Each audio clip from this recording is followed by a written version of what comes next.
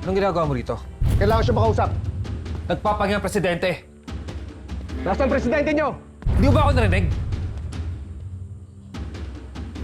Brigante, anong may paglilingkod ko sa'yo?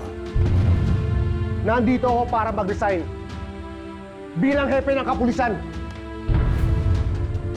Brigante, bakit ngayon ka pa magre-resign? Sana pinagpabukas mo na lang.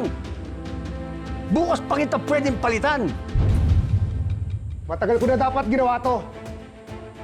Bistado ka na, Mr. President. Padaanin niyo ako. Padaanin niyo ako! Ano ba? Ang tama hinala ko. Isa kang kriminal. Pagpapayaran mo sa batas to. Ha! Brigante, sana lahat itong sinasabi mo kaya mong panindigan. Ha? Malinaw ebidensya ko laban sa'yo na magpapatunay na kasama mo si Calvin Magallanes sa pagpaslang kay Paeng at sa asawa niya si Joanne at sa mga bisita nila. Anong papakailan mo? Ano mo? Sinabi ka! Stay ka lang! Ano ba? Eh kung gano'n, bakit ang lakas ng loob ko na pumunta dito? Dito pa lang.